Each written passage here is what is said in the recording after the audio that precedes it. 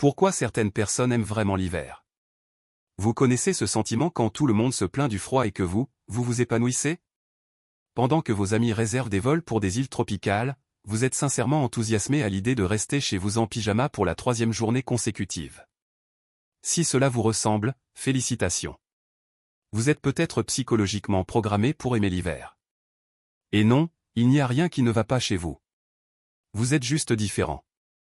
Voici le truc dont personne ne parle.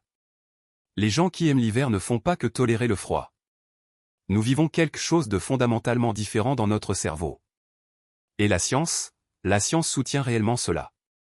Alors aujourd'hui, nous plongeons dans la question de savoir pourquoi certains d'entre nous aiment sincèrement la saison qui rend tout le monde malheureux.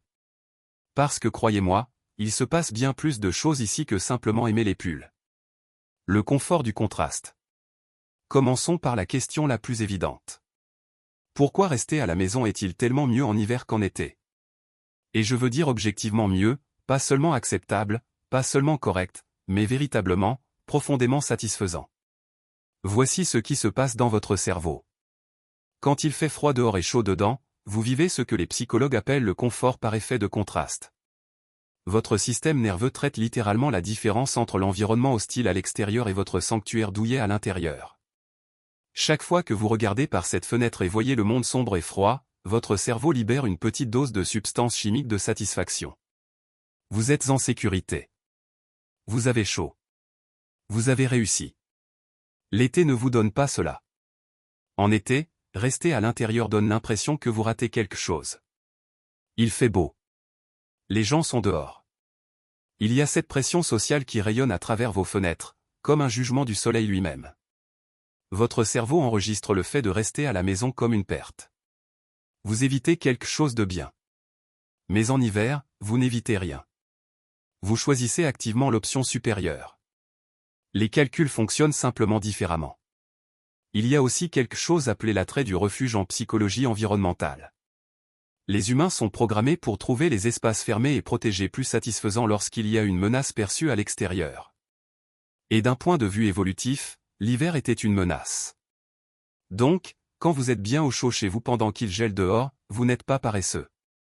Vous satisfaites une profonde envie ancestrale de sécurité et de chaleur. Votre cerveau d'homme des cavernes vous fait une petite fête de dopamine parce que vous avez réussi à trouver un abri. De plus, soyons honnêtes, les activités correspondent à l'énergie. Les activités hivernales, lire, regarder des films, cuisiner de la soupe, exister sous des couvertures, ce sont toutes des activités à faible stimulation et à haut confort. Elles ne nécessitent pas que vous soyez en mode actif. Pour les introvertis en particulier, c'est là que nous nous épanouissons. Nous ne luttons pas contre l'ambiance de la saison. Nous sommes en parfaite harmonie avec elle. L'habitat naturel de l'introverti. Question rapide. Vous sentez-vous plus créatif en hiver? Plus concentré? Comme si votre cerveau fonctionnait simplement mieux? Oui. Il y a une raison à cela aussi. L'hiver est essentiellement l'habitat naturel d'un introverti. Et voici pourquoi. Les attentes sociales changent radicalement. En été, si vous n'êtes pas là-bas en train de vivre votre meilleure vie, à poster des photos de coucher de soleil, à assister à des barbecues, à être agressivement social, vous vous sentez bizarre.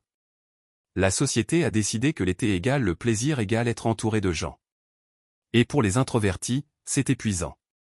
C'est comme si le monde avait collectivement décidé que votre mode de vie préféré est en quelque sorte erroné pendant 3 mois entiers. Mais l'hiver vous donne un laissez-passer gratuit. Désolé, je ne peux pas venir. Il fait trop froid. Personne ne remet cela en question. Je reste à la maison ce soir. Parfaitement acceptable. L'hiver fournit une couverture sociale pour le mode de vie que vous vouliez depuis toujours. Vous n'évitez pas les gens. Vous êtes censé. Vous n'êtes pas antisocial. Vous répondez simplement de manière appropriée au temps qu'il fait. C'est magnifique. Il y a aussi des recherches suggérant que les introvertis ont une sensibilité plus élevée à la stimulation externe. La lumière vive du soleil, la chaleur, les activités bruyantes en plein air. Ce sont tous des environnements à forte stimulation qui épuisent les systèmes nerveux introvertis plus rapidement. L'hiver réduit naturellement la stimulation. Des journées plus courtes signifient une lumière moins intense. Le temps froid signifie moins de gens dehors. Tout est plus calme, plus sombre, plus atténué. Pour quelqu'un dont le cerveau traite déjà le monde à volume élevé, l'hiver, c'est comme enfin baisser le volume. Et voici quelque chose de fascinant. Des études montrent que les gens se concentrent réellement mieux dans des environnements plus frais. Il y a une plage de température optimale pour la performance cognitive. Et elle est plus fraîche que vous ne le pensez, autour de 18 à 21 degrés Celsius. En hiver, vous êtes plus susceptible d'atteindre ce point idéal. Votre cerveau ne dépense pas d'énergie à essayer de vous refroidir, donc il peut consacrer plus de ressources à la pensée réelle. C'est pourquoi vous remarquerez peut-être que vous lisez plus en hiver ou que vous finissez enfin ce projet que vous remettiez à plus tard. L'obscurité comme caractéristique. D'accord, point de vue controversé. L'obscurité est en fait bonne. Écoutez-moi. On nous dit tous que l'obscurité hivernale est cette chose terrible qui cause la dépression saisonnière et rend tout le monde malheureux. Et oui, le trouble affectif saisonnier est réel et affecte gravement environ 5% des gens. Mais pour le reste d'entre nous, en particulier les amoureux de l'hiver, quelque chose d'autre se produit. L'obscurité précoce crée des limites naturelles. Quand le soleil se couche à 16h30, votre journée a un point final clair. Il n'y a pas de culpabilité à ralentir tôt parce que votre rythme circadien vous dit littéralement que c'est le soir. Comparez cela à l'été quand il fait encore jour à 21h et que vous avez l'impression que vous devriez faire quelque chose, être productif, maximiser la journée. L'obscurité estivale arrive si tard que vous luttez contre votre propre biologie pour rester éveillé assez longtemps pour en faire l'expérience. L'obscurité hivernale crée également ce que les chercheurs appellent la compression temporelle. Votre perception du temps change. Les jours semblent plus contenus, plus gérables. Vous n'êtes pas submergé par l'étendue sans fin des journées d'été. Tout est plus douillet, plus concentré, plus intentionnel. Et parlons de l'esthétique. L'obscurité hivernale est objectivement plus intéressante. Vous obtenez des cieux dramatiques, des étoiles précoces, la lueur chaleureuse des fenêtres contre les rues sombres. Il y a une beauté mélancolique que l'été ne peut tout simplement pas égaler.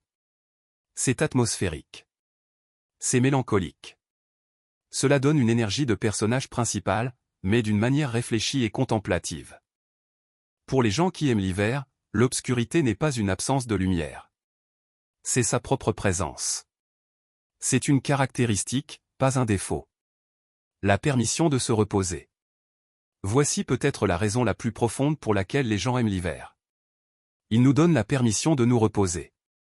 La société moderne a complètement rejeté le concept de saisonnalité. Nous sommes censés maintenir la même énergie, productivité et production sociale toute l'année. Mais ce n'est pas ainsi que les humains ont évolué. Pendant des milliers d'années, l'hiver était une période de conservation. Vous stockiez de la nourriture, vous restiez près de chez vous, vous ralentissiez, et vous ne vous sentiez pas mal à ce sujet parce que littéralement tout le monde faisait la même chose. Les gens qui aiment l'hiver honorent toujours ce rythme. Quand vous aimez l'hiver, vous ne luttez pas contre le repos. Vous l'embrassez. Vous reconnaissez que la productivité n'est pas la seule mesure d'une vie bien vécue. Parfois, les choses les plus significatives se produisent quand vous ne faites rien, penser, réfléchir, traiter, simplement exister. L'hiver crée le conteneur pour cela. Et pour les introvertis qui se sentent souvent coupables d'avoir besoin de temps seul pour se ressourcer, l'hiver légitime ce besoin. Vous n'êtes pas égoïste ou antisocial. Vous répondez à la saison. Vous êtes humain. Conclusion. Alors, si vous aimez l'hiver, que dit cela de vous? Cela dit que vous valorisez l'introspection plutôt que la stimulation constante. Cela dit que vous comprenez que le confort est une forme légitime de bonheur. Cela dit que vous êtes à l'aise avec l'obscurité, à la fois littérale et métaphorique. Cela dit que vous n'avez pas besoin de validation externe pour apprécier votre propre compagnie. Et honnêtement, dans un monde qui exige toujours plus lumineux, plus rapide, plus fort, c'est assez puissant. Alors, la prochaine fois que quelqu'un vous demande pourquoi vous aimez l'hiver, vous pouvez lui dire que ce n'est pas malgré le froid et l'obscurité, c'est à cause d'eux. Les gens qui aiment l'hiver comprennent simplement quelque chose que tout le monde manque. Nous n'attendons pas que la vie recommence au printemps. Nous la vivons déjà.